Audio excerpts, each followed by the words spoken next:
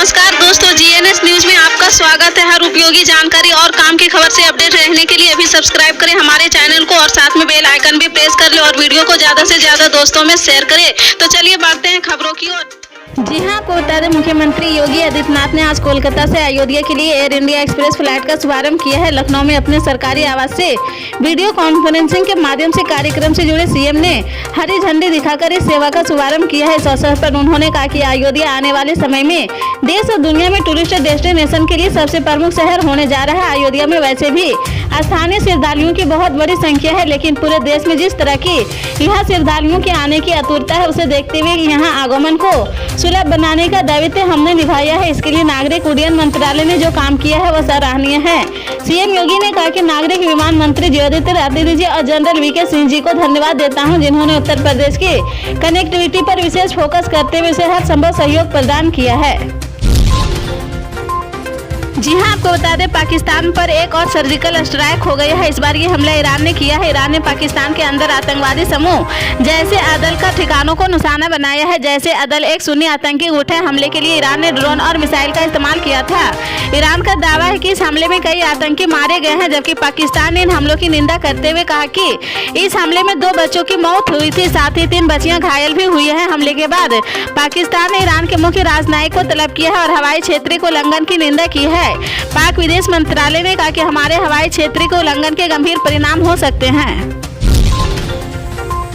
जी हां, आपको बता दें प्रधानमंत्री नरेंद्र मोदी के नेतृत्व वाले 10 साल के शासन को अन्यायकाल करार देते हुए कांग्रेस ने मणिपुर के थौबल जिले से 66 दिवसीय भारत जोड़ो न्याय यात्रा शुरू की है। यह यात्रा 15 राज्यों से होकर 6713 किमी की दूरी तय करने के बाद 20 मार्च को मुंबई में खत्म होगी।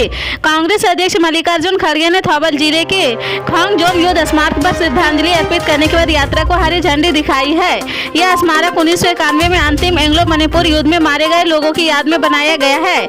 इस यात्रा में शामिल होने के लिए बीपीए अध्यक्ष प्रकाश अंबेडकर को भी न्योता मिला है। अब वो शामिल होंगे या नहीं, इस पर सस्पेंस बना हुआ है। शामिल होने से पहले उन्होंने कांग्रेस के सामने ये बड़ी शर्त रखी है। जी हां, आपको बता दें राजस्थान में लोकसभा चुनाव के लिए बीजेपी ने बड़ी रणनीति बनाई है। सभी 25 सीटों पर जीतने के लिए बीजेपी ने क्लस्टर बनाए हैं। इन सभी क्लस्टरों में बीजेपी ने 8 बड़े नेताओं को जिम्मेदारी दी है। ये वो नेता है जो लोकसभा चुनाव ही लड़ने की लिस्ट में शामिल है। इन्हें मार्च तक अपनी लोकसभा सीटों की ग्राउंड रिपोर्ट देनी है। इनकी रिपोर्ट के बाद उन सीटों पर पार्टी प्रत्याशी उतरेगी। राजस्थान में विधानसभा चुनाव से पहले 200 सीटों पर 8 राज्यों के 200 विधायकों को ग्राउंड रिपोर्ट के लिए उतारा गया था। उनकी रिपोर्ट के बाद ने उनके प्रत्याशियों का नाम मुहर लगाई थी। जी हां, आपको बता दें मनी लॉन्ड्रिंग मामले में आम आदमी पार्टी के नेता और दिल्ली के पूर्व स्वास्थ्य मंत्री सत्येंद्र जैन की जमानत याचिका पर सुप्रीम कोर्ट ने फैसला सुरक्षित रख लिया है। जस्टिस बेला एम त्रिवेदी और पंकज मित्तल की पीठ ने अपना फैसला सुरक्षित रखा है। सत्येंद्र जैन की ओर से पेश वरिष्ठ वकील अभिषेक सिंघवी और प्रवर्तन निदेशालय का प्रतिनिधित्व कर रहे अतिरिक्त सॉलिसिटर जनरल एसवी राजू की दलीलें सुनने के बाद फैसले को सुरक्षित रखा गया है। बीते मंगलवार को सत्येंद्र जैन को सुप्रीम कोर्ट ने बड़ी राहत दी थी और अगले आदेश तक उनकी अंतरिम जमानत को बरकरार रखा था। इससे पहले कोर्ट ने बीते साल 14 दिसंबर को आप नेता को दी गई अंतरिम जमानत 8 जनवरी तक बढ़ा दी थी।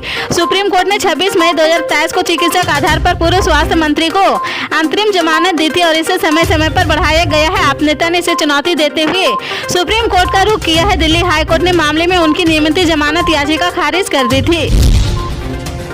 जी हां, आपको बता दें पूर्वी लद्दाख के गलवान घाटी में लैंड ऑफ वर्चुअल कंट्रोल पर भारत और चीन के सैनिकों के बीच हुई खूनी झड़प को 3.5 साल से ज्यादा वक्त हो चुके हैं।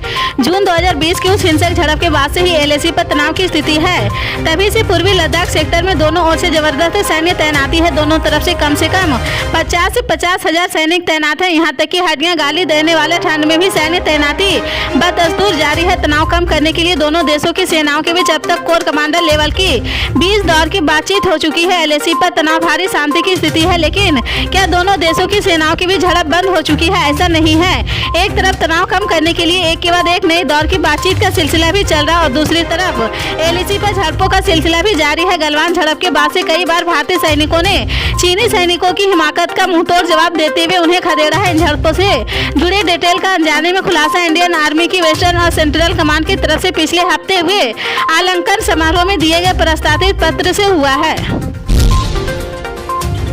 जी हां, आपको बता दें राम मंदिर के प्राण प्रतिष्ठा समारोह में भाग लेने के लिए अयोध्या पहुंचे बॉलीवुड एक्टर से हेमा मालिनी ने भी बड़ा बयान देते हुए कहा कि हम राम को लेकर आ रहे हैं और अब मथुरा की बारी है। उन्होंने कहा कि पहली बार अयोध्या आई हूं और समारोह के लिए इंतजार कर रही। मैं यहाँ बहुत अच्छा महसूस कर रही हूँ और पूरी दुनिया उस खास का इंतजार कर रहा। मथुरा सांसद हेमा मालिनी ने कहा पिछली सरकार तो राम मंदिर को लेकर बिल्कुल उदास नहीं रही है। कांग्रेस वालों ने पहले क्यों नहीं बनाया राम मंदिर? 500 साल से रामलला को टेंट में रखा हुआ था। अब पूरे देश में जय श्री राम का नारा लगेगा। जी हां, आपको बता दें पाकिस्तान क्रिकेट टीम का पिछले 2 महीनों से बुरा हाल है। वर्ल्ड कप 2023 के बाद इस टीम में लगातार बदलाव हो रहे हैं। टीम का टेस्ट कप्तान बदल गया है। T20 टीम की कमान भी नए खिलाड़ी को मिल गई है, लेकिन इस बीच अगर किसी पाकिस्तानी खिलाड़ी की किस्मत में उड़ान भरे तो वह बाबर आजम है। बाबर आजम ने न्यूजीलैंड के खिलाफ लगातार 3 50 जड़ दिए हैं। बुधवार को तो उन्होंने ऐसा छक्का लगाया है कि गेंद लपकने की कोशिश में दर्शक गुटाके खा गए हैं। पाकिस्तान और न्यूजीलैंड के बीच बुधवार को तीसरा T20 मैच खेला गया है। न्यूजीलैंड ने इस मैच में फिन एलन शतक की मदद से 7 विकेट पर 224 रन बनाए हैं। पाकिस्तान की टीम इसके जवाब में विकेट पर 197 रन ही बना सकी है। पाकिस्तान की ओर से बाबर आजम ने 37 गेंद पर 58 रन की पारी खेली है। वे अपनी टीम के टॉप स्कोर रहे। यह बाबर आजम का लगातार तीसरा अर्धशतक रहा है। पल पल के अपडेट जानने के लिए जुड़े रहे आप अपने GNS न्यूज चैनल से। मिलते हैं अगली बड़ी खबर के साथ, तब तक के लिए जय हिंद।